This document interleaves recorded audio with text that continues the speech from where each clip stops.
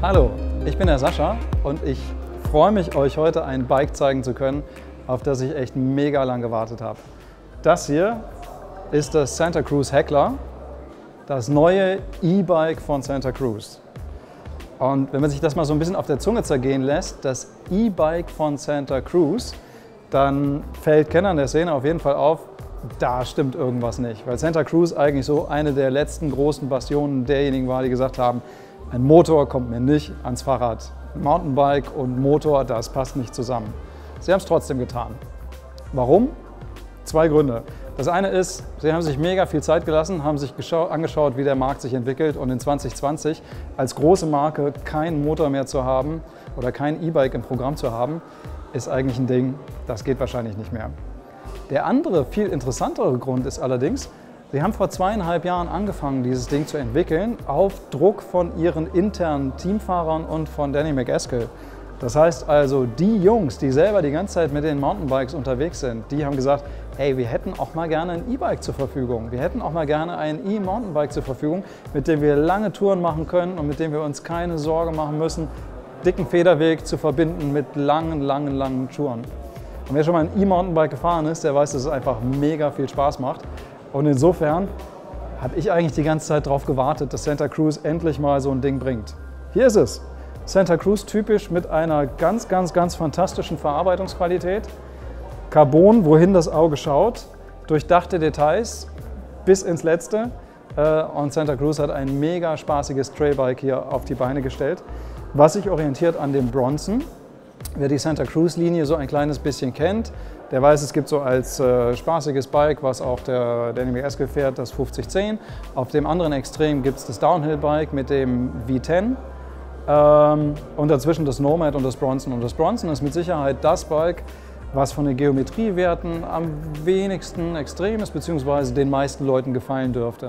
Also das heißt, ein sehr vielseitiges, sehr spaßiges Trailbike, das hervorragend funktioniert, wenn es bergab geht, das sich prima durch Steinfelder jagen lässt, das aber genauso gut funktioniert, wenn es auch mal wieder bergauf geht.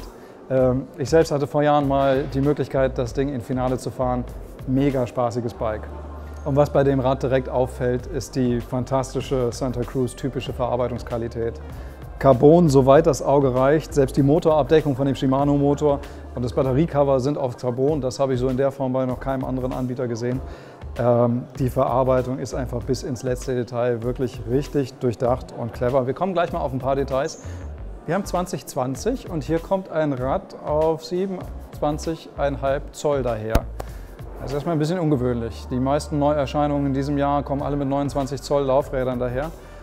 Santa Cruz hat das ganz bewusst so gewählt. Santa Cruz hat gesagt, für uns steht in der Produktentwicklung im Fokus, das Rad soll ein super Handling haben, es soll verspielt sein, es soll Spaß machen im Uphill-Trail oder auch auf Trial-Stufen. Das heißt, wenn es darum geht, mal das Vorderrad irgendwo über eine Stufe hoch zu lüpfen, es soll Spaß machen in den Spitzkehren. Und das alles hat dazu geführt, dass man nicht so sehr die Stabilität in den Vordergrund gesetzt hat, also 29er Laufräder, sondern mehr das Handling, die Wendigkeit, die Verspieltheit. Deswegen konsequent 27,5er Laufräder. In allen Ausstattungslinien, es gibt 4 Ausstattungsvarianten von dem Heckler, gibt es eine sehr gute Federgabel. Die kleinste Variante wie hier ist die kleine Lyric, also die RockShox Yari. Schon eine sehr solide Federvariante mit 160 mm Federweg.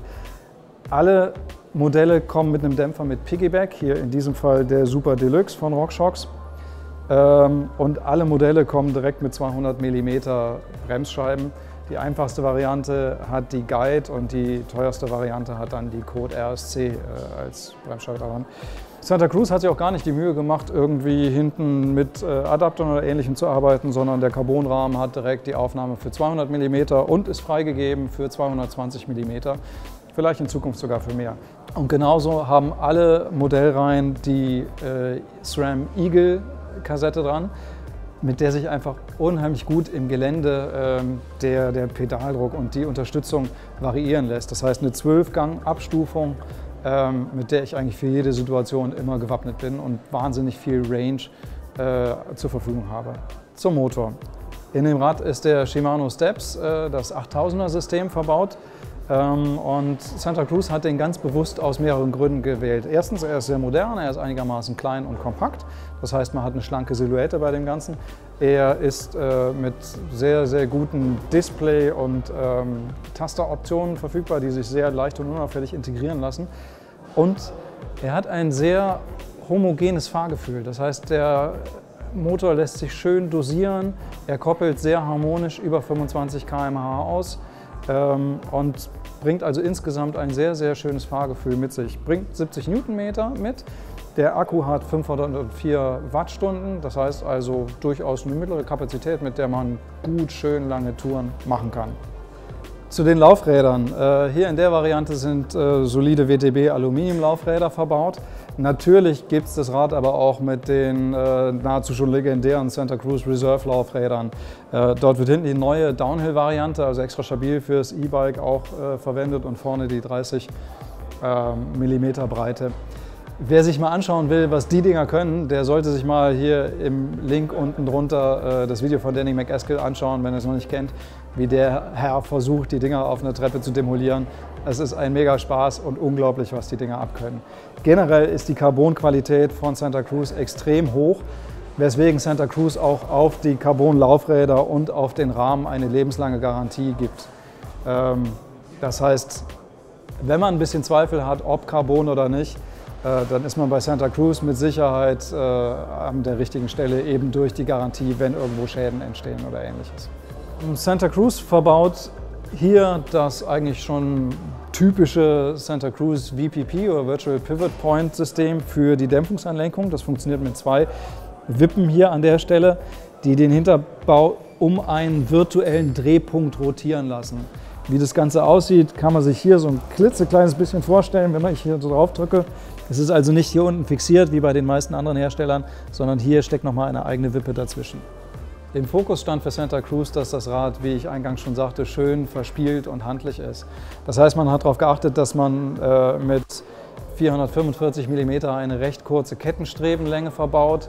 Wir haben mit 65,5 Grad einen relativ abfahrtstauglichen, nicht extremen Lenkwinkel vorne.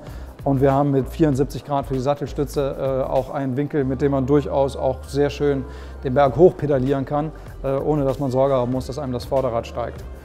Das Rad hat ein sehr ausgewogenes Verhältnis von Reach und Stack und einen recht großen Radstand, der das Rad einfach sehr, sehr stabil macht. Das heißt, die Kombination aus kurzen Kettenstreben, moderner Geometrie und breitem Radstand führt dazu, dass das Ding richtig ordentlich den Berg runterballert und genauso richtig Spaß macht, den Berg hochzufahren.